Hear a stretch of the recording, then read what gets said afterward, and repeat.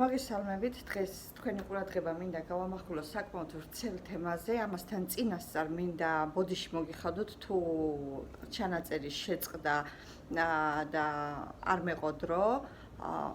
მე მოვახერხებ და გავაგრძელებ. გთხოვთ რომ მოიწონოთ ჩანაწერი და გაავრცელოთ და ახლა გადავიდეთ არსებითზე, ისე. წინა ჩანაწერიდან გამომდინარე, როგორც ვატყობ, საზოგადოებაში ახალი მოძრაობა, ახალი იდეოლოგია ჩნდება, კერძოდ ოცნების მომხრეებსა და ნაციონალური მომხრეების გარდა ყალიბდება ახალი, ესე ვთქვათ, მესამე ძალა, რომელსაც მობეზრდა ქართული ოცნების კიდევ ერთი ტაქტიკა, ხელის 10 წლიანი გაშვერის ტაქტიკა ნაციონალური მოძრაობისაკენ, რომ არა ნაციონალური მოძრაობა, ჩვენ ავაშენებდით ქვეყანას. ამის მიზეზი იყო ამასწინათ საქართველოს პარლამენტის ტრიბუნიდან ქვეყნის პრემიერ-მინისტრის გამოსვლა, სადაც მან კიდევ ერთხელ დაადანაშაულა ნაციონალური მოძრაობის წევრები ქვეყნის წინსვლის შეფერხებაში. მე მივუთითე, რომ საამისოდ ის იყო ხელისუფალი, მას ჰქონდა უფლებამოსილება და ვალდებულიც იყო თუ ქვეყნის წინააღმდეგ, სახელმწიფოს წინააღმდეგ მიმართული ქმედებები გამოიხატებოდა კონკრეტული პირების ქმედებებში, აღეძრა სისხლსამართლებრივი დევნა დაეწყოთ და მიეცათ კონკრეტული პირები პასუხისგებაში და სულაც არ არის აუცილებელი, რომ ეს პირები მიცემული იყვნენ პასუხისგებაში მხოლოდ საბოტაჟის და ესეთი უბრალო მე საბოტაჟი იმ გამოსვლაში მოვიყვანე უბრალო მიზეზად, პატარა მიზეზად, მაგრამ ეს იმას არ ნიშნავს, რომ სისხლსამართლის კოდექსის ამ თავით გათვალისწინებული ქმედებები მხოლოდ საბოტაჟს მოიცავს და სხვა მუხლები უფრო მძიმე პასუხისმგებლობით არ შემოიფარგლება თუ მართლა დადგინდა ასეთი პირების ქმედებაში სახელმწიფოს წინააღმდეგ მიმართული დანაშაულებრივი ნიშნები. ეხლა კიდევ გადავალ არსებითზე. ქვეყნის პრემიერმა კიდევ ერთხელ მოუწოდა პარლამენტის ტრიბუნიდან შეახსენა ხალხს, რომ არა ჩვენ და ოცნების მმართველობა დღეს საქართველოს ომში იქნებოდა გახვეულიო. ეს კიდევ ერთხელ მითითება იმაზე, რომ მომავალ წელს 11 წელი გახდება, იმის შემდეგ მე 12 წელი და კიდევ იმის შიშით უნდა მივცეთ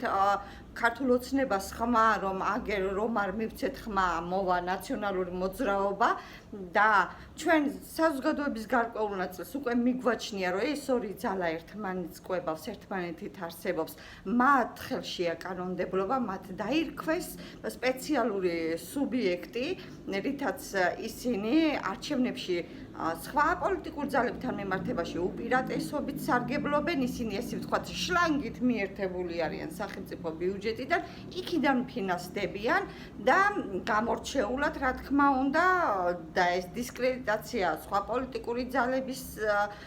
მიმართ და აქედან გამომდინარე ინარჩუნებენ თავიანთ მდგომარეობას. პოზიციის და ოპოზიციის მდგომარეობას, მაგრამ ქვეყანაში როგორც ვთქვი, ყალიბდება მესამე ძალა, უკვე ის ძალა, რომელსაც აღარ გვინდა ბოლო 10 წლის წინანდელი მითითებები, რომ არა ნაციონალური მოძრაობა ქვეყნის განვითარდება, ჩვენ გვინდა განვითარება და დროა უკვე ამ უკან წინა წლებზე ხელის გაშვერას შეეცვას მმართველი პარტია და მართლა ქვეყნის განვითარებას მოკიდოს ხელი. უკვე რჩება შთაბეჭდილება, რომ ევროკავშირში საქართველოს გაერთიანება რეალურად მხოლოდ ხალხს უნდა და ამ ჩანაწერსაც იმიტომ ვავრცელებ, რომ ევროპარლამენტის წევრებმა მე იმიტომ მინდა რომ გავცელდეს, რომ ევრომოსახლეობამ, ევროსაბჭოს კომპეტენტურმა პირებმა იცოდნენ, რომ საქართველოს მოსახლეობის ნება ევროკავშირში გაერთიანება ასეთი არ აწყობს არც ნაციონალურ მოძრაობას და არც ქართულ ოცნებას. იმიტომ რომ ევროკავშირში გაერთიანება ნიშნავს, რომ სახელმწიფო უნდა აკმაყოფილებდეს იმ სტანდარტულ პირობებს, რომელსაც ვერასოდეს ვერ დააკმაყოფილებს საქართველოს, თუ გაგრძელდა ამული პოლიტიკური პარტიის მმართველობა და კერძოდ რამაგ მხედველობაში. გინა ნაციონალური მოძრაობის დროს და გინა ქართული ოცნების მოძრაობის დროს ბიუჯეტს ანაწილებენ ეს ორი პოლიტიკური პარტია. ისინი თავიანთ თავზე ირგებენ სახელმწიფო ბიუჯეტს, ისინი ინიშნებიან, აყალიბებენ როგორც CSKOS, რომელიც შემდეგ იმციფს, ესე იგი, ქვეყანაში არჩევნები მოსპეს, რეალურად საქართველოში აღარ არის პოლიტიკური არჩევნები, ეს კიდევ ცალკე თემაა და ამაზე აუცილებლად ცალკე ჩანაწერს გავაკეთებ. მაგრამ ახლა მოკლედ ვიტყვი, რომ CSKO ყალიბდება არჩევნებში გასული პროცენტების შესაბამისად იმ კვოტებით, რა კვოტებითაც გამარჯვება, ასე ვთქვათ, ბრჭყალებში მოიპოვეს ქართული ოცნებისა და ნაციონალური მოძრაობის წევრები, ამ კვოტებით ყალიბდება როგორც საქართველოს პარლამენტი, ისე CSKO. ესე იგი, რა მინდა ვთქვა, რომ ჩვენთან საქართველოში ცენტრალური საარჩევნო კომისია როგორც ასეთი დამოუკიდებელი და ობიექტური დიდი ხანი არ არის და შესაბამისად არჩევნები საქართველოში ძალიან დიდი ხანია აღარ ტარდება. მე გავაგრძელებ და უბრუნდები ძირითად თემას, ავად სახსენებელი მათ წელს, რომლის განმავლობაში კიდევ 10 წლის უკან მითითებითი მმართველობით გვაქვს დღევანდელი პოლიტიკური მმართველი ძალის პოლიტიკური მოღვაწეობა. ესე იგი, ისინი მმართველობას ინარჩუნებენ მხოლოდ იმიტომ, რომ მითითება აქვთ 7 წლის შემდეგ წინა 9 წელზე, 8 წლის შემდეგ წინა 8 წელზე, 9 წლის შემდეგ წინა 9 წელზე, წელს უკვე მე-10 წელია და გადავიდნენ მე-10 წელზე, რომ აი 10 წლის წინ რომ იყვნენ ნაციონალური მოძრაობის, მე უკვე აღარ მინდა სირცხვილია უკვე ნაციონალური მოძრაობის ხსენება, მე წინსვლა მინდა, ჩვენ წინსვლა გვინდა და დროა ჩამოყალიბდეს ადამიანთა ის გარკვეული ჯგუფი, რომლებსაც წინსვლა გვინდა და გაგვიშვით. დროა ორივემ დატოვოთ ხელისუფლება, თქვენი პრივილეგიები, საკანონმდებლო ის პრივილეგიები, რომლებიც თქვენ თვითონ გამოიწერეთ საქართველოს საკანონმდებლო ორგანოში თქვენ თავზე და ახორციელებთ ბოლო 10 წელია კი არა, ბოლო 19-20 წელია ახორციელებთ თქვენს მმართველობას და სადღაც ეს ყველაფერი უნდა დამთავრდეს. ესე იგი, თუ მე მინდა გავამახვილო ყურადღება ამ ახალი მოაზროვნეს საზოგადოებაში კიდევ ორი მიმართულებაა. ერთი მიმართულება, რომელიც კმაყოფილია იმითაც, რომ მიხეილ სააკაშვილი და ნაციონალური მოძრაობის ის პირები, რომლებმაც 2003 წლიდან 2012 წლამდე შექმნეს, ასე ვთქვათ, 21 საუკუნის პოლიტიკურ ფაშისტურ რეჟიმს ვეძახი, სირცხვილი საქართველოს ისტორიაში, რომლებმაც შექმნეს ეს პერიოდი და აქედან პასუხისგებაში მხოლოდ მიცემულები იყვნენ ახალაიები, მხოლოდ მის მიმართ აღძრულია დევნა, მაგრამ არ ყოფილა პასუხისგებაში მიცემული,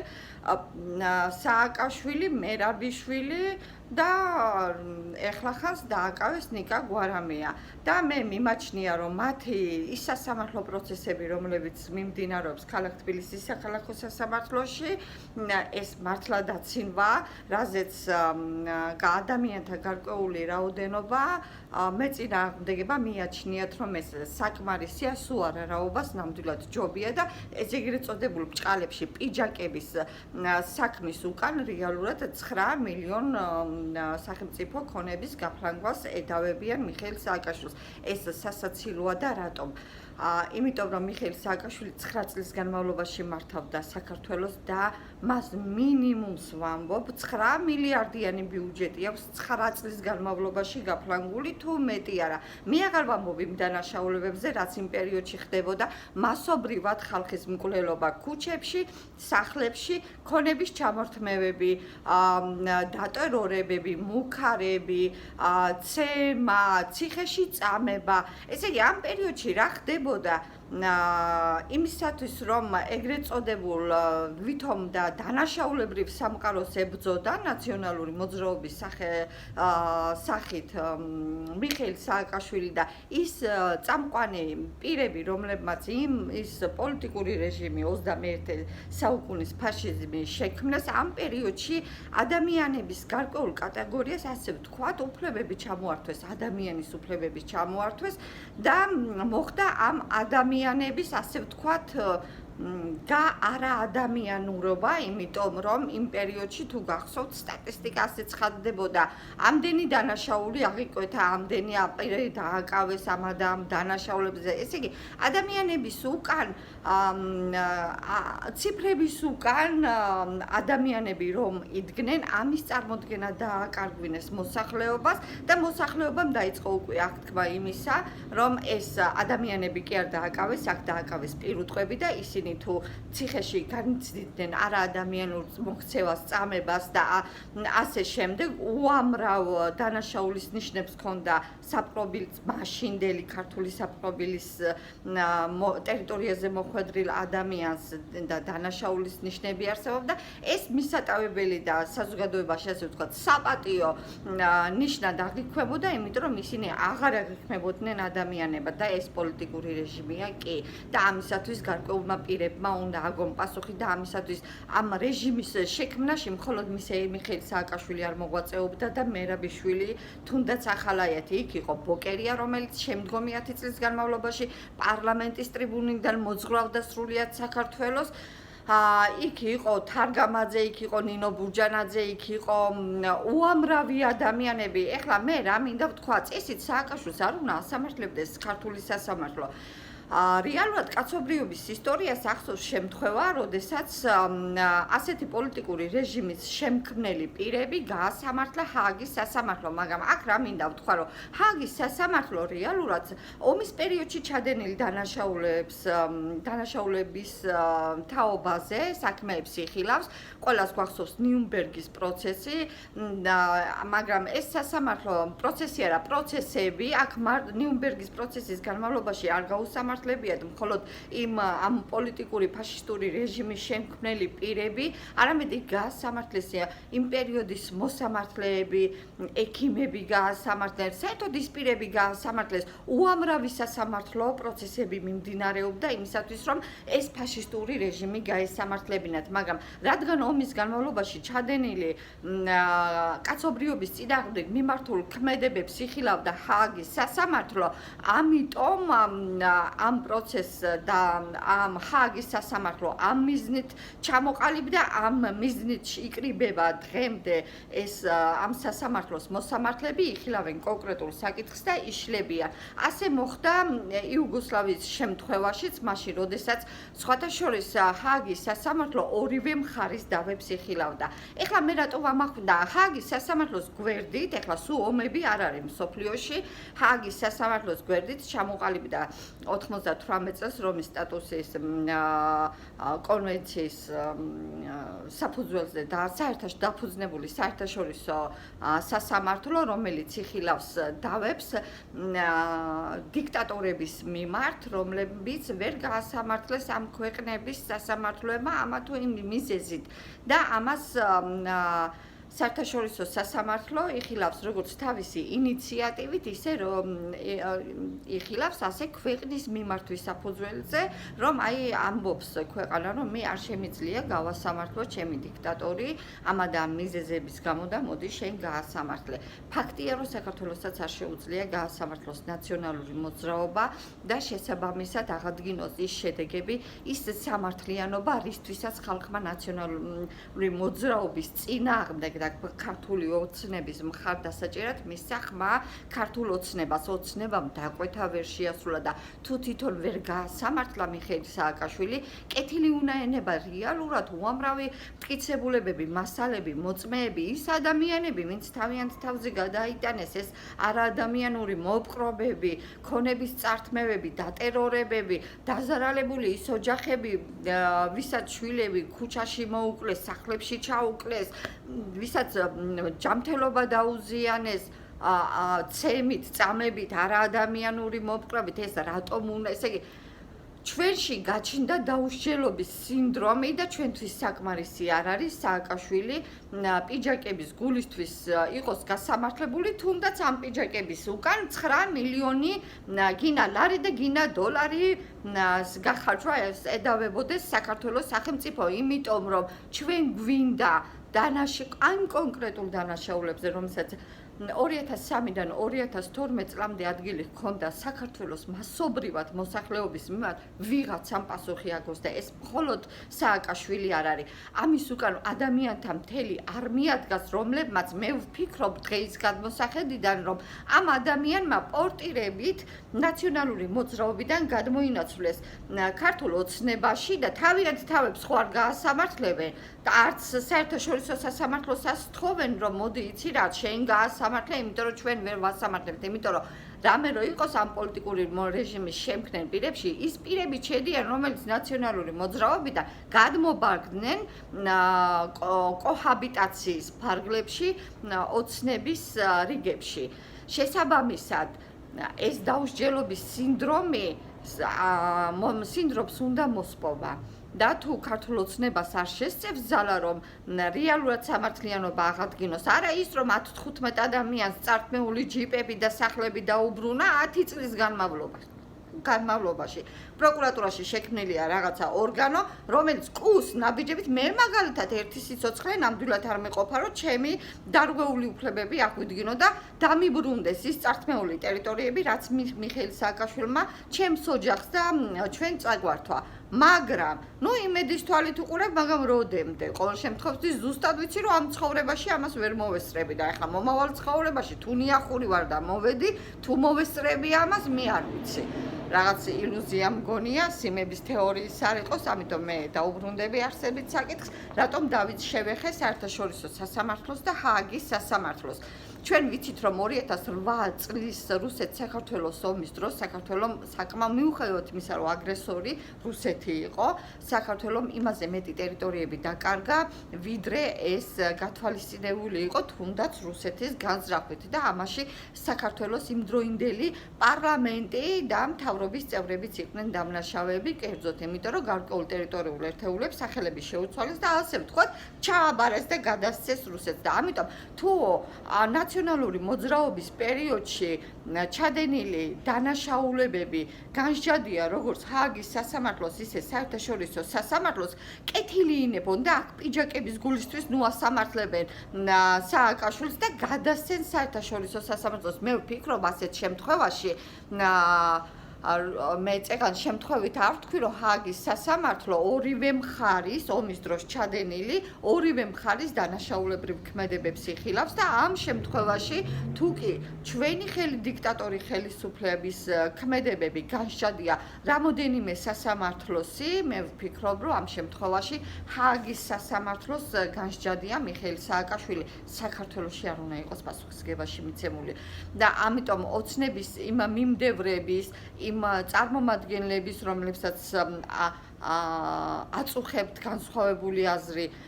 იმ მოსახლეობის ნაწილისა, რომელსაც მიგვაჩნია, რომ სააკაშვილისთვის პიჯაკების გასამართლება ეს სააკაშვილის დაცინვა კი არა, ეს ჩვენი დაცინვაც არის, ნუსწყინთ, იმიტომ რომ ამის უკან რეალურად ქართული ოცნება ხელს აფარებს საკმაოდ დიდ ადამიანთა პირთა ჯგუფს, რომლებსაც ის იგივე დანაშაულებები აქვს ჩადენილი, რაც მიხეილ სააკაშვილი მარტო ამას ვერ შეძლებდა. რომ არ ყოლოდა ის ადამიანთა დიდი არმია, რომლებმაც შექმნეს ეს პოლიტიკური რეჟიმი. მე არ ვამბობ იმას, რომ არიქა ყველანი ციხეში გაუშვათ, როგორც მიხეილ სააკაშვილი ყვიროდა ტრიბუნიდან, რომ ყველანი ციხეშიო, ყველანი ციხეში არა. უბრალოდ ეს საჭიროა სამართლიანობის აღსადგენად. არ არის საჭირო ციხეები გადაიფსოს, ადამი გამამტყუნებელი განაჩენით საკმარისი იქნება ამ პირების მიმართ, იმიტომ რომ ეხლა ეს ციხის დირექტორი ქალბატონი, რომელიც ხათუნა რაგვარი იყო, კალმახელიძეა რა, რომელიც გაქცეულია საქართველოდან, დაუსჯელი არ უნდა, იმიტომ რომ მისი მმართველობის პერიოდში ხდებოდა ის საშინელებები, რასაც უამრავი ადამიანი ედავება, როგორც მიხეილ სააკაშვილს, ვანო მერაბიშვილს ახალაიებს, ისე იმ პირებს, რაც იქ პერიოდში ხდებოდა, ეკუთვნის პასუხისმგებლობის გადანაწილება და აქედან არავინ არ უნდა დარჩეს დაუსჯელი. ამიტომ დღეს ჩემს გამოსვლას ამით დავამთავრებ, ამ ნაწილით სხვა დროს გვექნება ლაპარაკი როგორც საარჩევნო კოდექსზე და CSKO-ს ჩამოყალიბების პრინციპებზე, ამ სამართლიანობის თვალსაზრისით, ისე სიტყვის პრესის თავისუფლებაზე, რომელმაც საქართველოში ბოლო დროინდელი საქართველოში, რატომღაც დამახინჯებული ფორმით დაიწყო ფუნქციონირება, აქ ტელევიზიები გადანაწილდა ქართული ოცნებასა და ნაციონალურ მოძრაობის ტელევიზიებად და ამათ ჭიდილში რეალურად პრესის თავისუფლების მნიშვნელობა დაიკარგა, იმიტომ რომ ორივეს გააჩნია თავისი სიტყვის თავისუფლება, თავისი პრესის თავისუფლება და რეალურად ამ უფლებამ, კონსტიტუციურმა ამ უფლებამ დაკარგა თავისი მნიშვნელობა. ამჯერად მე დაგემშვიდობებით, თუ მოგეწონათ ჩანაწერი, მე ვთხოვთ, რომ გაავრცელოთ, მოიწონოთ ის და მომავალ შეხვედრამდე.